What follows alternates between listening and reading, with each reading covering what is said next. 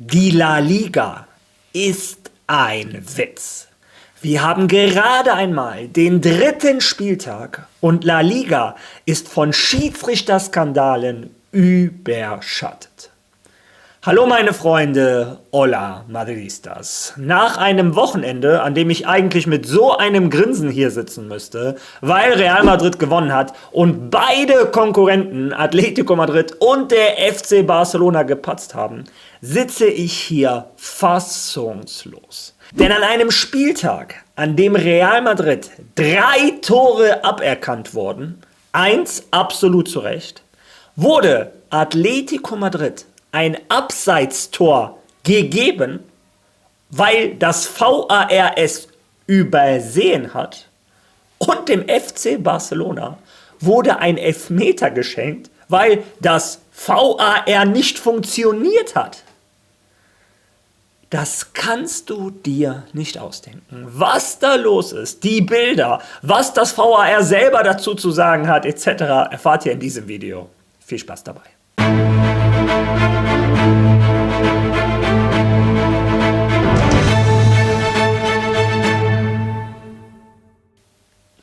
Ja, lasst mich dieses Video zunächst einmal mit ein paar persönlichen Worten starten. Vielen Dank an jeden einzelnen von euch, der mir gestern eine liebe Nachricht in den Kommentaren dagelassen hat und mir zum Geburtstag gratuliert hat. Ich habe mich sehr gefreut und vor allem meine Kinder. Ich habe ein paar Kommentare vorgelesen von denjenigen, die Krone gefallen hat. Die haben sich sehr gefreut, waren sehr stolz. Vielen Dank, mein Papa-Herz hat aufgeblüht. Ja, und jetzt, bevor wir zum Schiedsrichterskandal kommen, fangen wir erstmal mit den Themen rund um Real Madrid an. Punkt Nummer 1. Gestern hatten unsere Jungs, die nicht für die Nationalmannschaft nominiert worden sind, trainingsfrei. Heute hat das Training gestartet. Xabi Alonso befindet sich bereits in Valdebebas. Und ich möchte noch einmal daran erinnern, dass die Brasilianer alle 3 nicht nominiert sind. Vini, Rodrigo und auch ein Eder Militao bleiben in Madrid, können sich von den zu kurzen Sommerferien ein bisschen erholen. Das Gleiche gilt übrigens auch für Trent Alexander-Arnold. Der englische Nationalspieler wurde von Tuchel nicht nominiert. Naja, ich freue mich, weniger Verletzungsgefahr und etwas mehr Erholung für den Engländer. Das Gleiche gilt übrigens auch für einen Álvaro Carreras. Für mich, spätestens nach dem Spiel gegen Mallorca, gehört er in die Nationalmannschaft von Spanien. Aber auch da weniger Verletzungsrisiko. Als Madrid-Fan freue ich mich, dass Álvaro Carreras weiter unter Xabi Alonso trainieren kann. Einige wichtige Spieler fehlen natürlich. Mbappé, Arda, Valverde etc. Der ganze Rest, Tchouaméni, ist nominiert natürlich. Trotz alledem hat Xabi Alonso eine kleine Truppe, mit denen er weiterarbeiten kann. Ja, das ist die Aktualität zu Real Madrid. Unsere Jungs sind auf dem Weg zu den Nationalmannschaften. Aber heute ist Deadline Day und es gibt einen Transfer, der Real Madrid tatsächlich auch noch kümmert. Und zwar geht es da um Alex Jiménez, den Außenverteidiger von AC Mailand. Der wird jetzt von den Italienern nach Bournemouth ausgeliehen und die haben auch eine Kaufoption.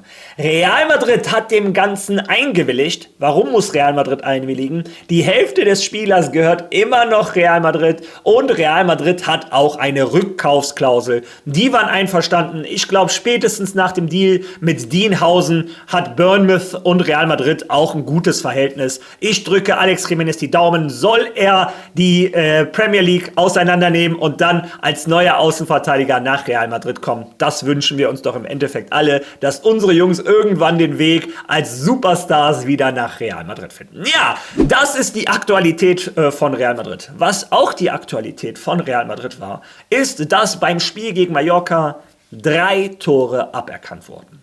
Fangen wir zunächst einmal damit an, das VAR im Santiago Bernabéu hat funktioniert. Das ist ein Punkt, den man heutzutage anscheinend erwähnen muss. Denn gestern im Spiel Rayo Vallecano gegen den FC Barcelona ist die ersten 40 Minuten oder hat in den ersten 40 Minuten das VAR nicht funktioniert. Javier Tebas, was für eine Witzliga leitest du da? In welchen Abgrund treibst du die La Liga? Vor nicht einmal 10 Jahren war La Liga die beste Liga der Welt. Wir hatten mit Real Madrid und dem FC Barcelona Prime die zwei besten Mannschaften der Welt. Aber selbst die Mannschaften darunter, ein Atletico Madrid war in 2 Champions League Finalen. Ein Sevilla hat nicht aufgehört, die Europa League zu gewinnen. Und seit Javier Tebas an der Macht ist, geht es Stück für Stück bergab mit der spanischen Liga. Und alle Fans schauen dabei zu. Währenddessen versucht Javier Tebas uns tatsächlich zu verkaufen, dass die spanische Liga auf einem Niveau mit der Premier League ist. Selbst der Aufsteiger aus der Premier League hat das Vielfache an Geld als eine gestandene Mannschaft aus der La Liga. Sevilla, Valencia, Getafe, Betis etc. müssen Spieler verkaufen, um das Financial Fair Play irgendwie auf die Kette zu bekommen. Javier Tebas hat mit seinem CVC, dieser Firma, die den spanischen Vereinen Geld gegeben hat für die Fernsehrechte etc., die spanische La Liga ruiniert. Diese kurze Geldspritze ist schon lange verbraucht. Aber die Vereine werden die nächsten 50 Jahre darunter leiden, dass Gelder aus ihren Fernsehrechten, da wo die am meisten von profitieren, an diese CVC-Firma gehen. Florentino Perez hatte die Vereine gewarnt. Er hatte eine Alternative angeboten. Er hatte gesagt, Leute, leiht euch nicht das Geld vom CVC. Wir als La Liga verhandeln ein Darlehen bei einer Bank. Die zahlen euch das Geld zu einem deutlich niedrigeren Zins und ihr zahlt das Jahr für Jahr ab. Aber Javier Tebas wollte natürlich seine Provision, wollte seine Gehaltserhöhung, hat die Vereine der spanischen Liga in der Hand mit dem Druck, den er ausüben kann, weil er ja auch entscheidet, wie die Werbegelder der spanischen La Liga verwaltet werden. Ja, und jetzt haben wir die Konsequenzen. Ja, gestern das nächste Beispiel. Kommen wir zurück zu diesem Spieltag. Fangen wir damit an, dass Real Madrid Geschichte geschrieben hat. In der spanischen La Liga kam es bisher 3-mal vor, dass einer Mannschaft 3 Tore aberkannt wurden. In der gesamten Geschichte. Und alle 3-mal war es Real Madrid. Was ein Zufall.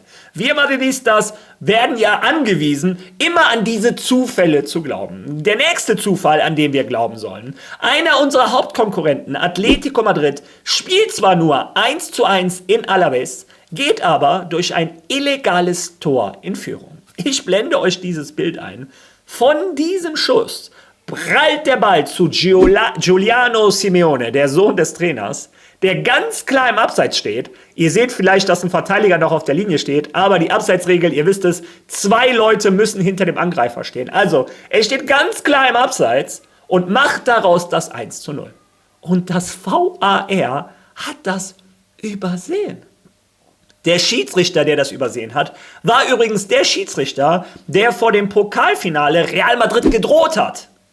Ja, dieser Schiedsrichter hat seltsamerweise übersehen, dass Atletico Madrid ein irreguläres Tor gemacht hat. Ich meine, er wurde zumindest dafür bestraft. Er sollte am gleichen Tag noch ins VAR vom Spiel Real Madrid gegen Mallorca, durfte da Gott sei Dank nicht hin. Naja, hätte auch nichts geändert. Wie viele Tore hätten sie uns dann aberkannt? 5. Also, naja, wie dem auch sei, der erste Hauptkonkurrent von Real Madrid wurde so beschenkt. Und dann das Spiel gestern, Rayo Vallecano gegen Barcelona. Zunächst einmal meinen Respekt an Rayo Vallecano. Es macht immer wieder Spaß, denen auf ihrem eigenen Platz zuzuschauen. Was für einen Vollgas-Fußball die geben, welche Intensität, welche Zweikämpfe. Ich weiß jetzt schon, Real Madrid wird sich sau schwer tun bei Rayo Vallecano. Wie dem auch sei, ein sehr ausgeglichenes Spiel. Im Gegenteil, Rayo Vallecano hatte sogar Vorteile, hätte das Spiel gewinnen müssen. Ein riesen Respekt an Joan Garcia, den Torwart vom FC Barcelona.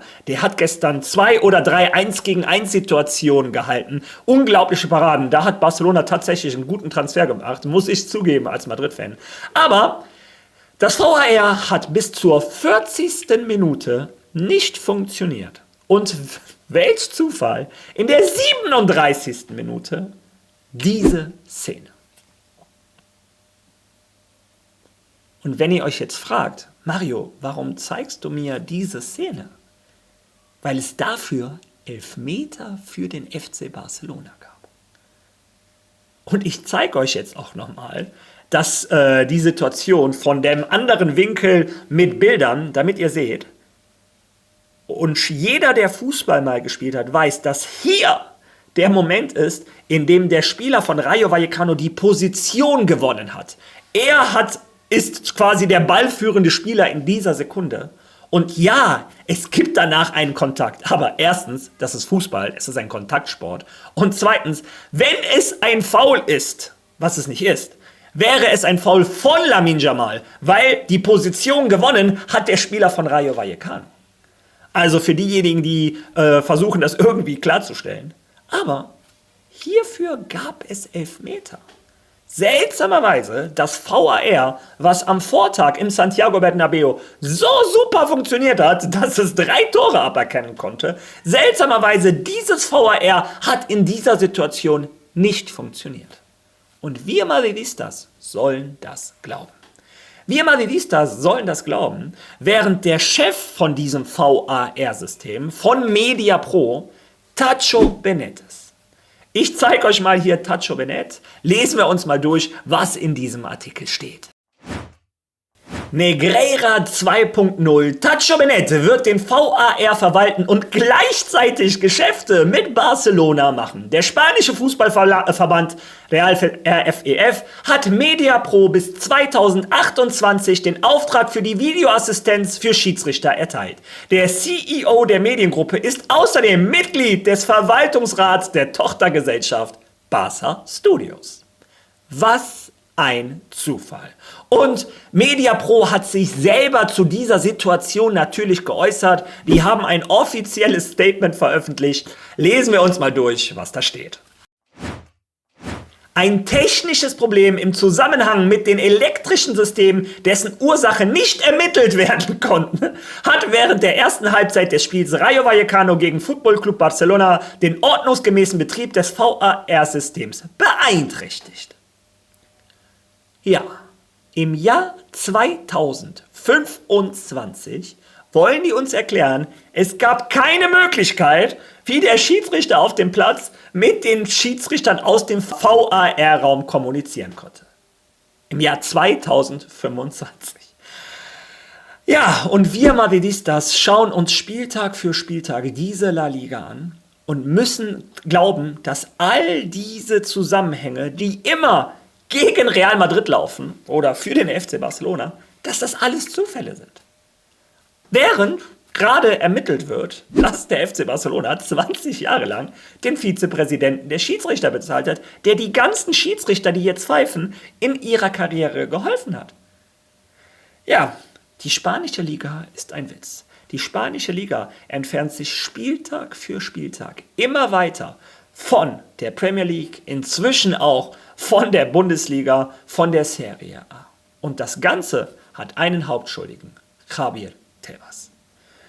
Ja, heute mal eine andere Art Video. Heute musste ich mir mal Luft machen. Ich hoffe, ihr habt da Verständnis. Es war eine andere Art Video. Ich bin trotzdem gespannt über eure Meinung. Lasst die bitte in den Kommentaren. Und wenn ihr schon mal da seid, liken, teilen, followen. Ihr wisst, wie YouTube funktioniert.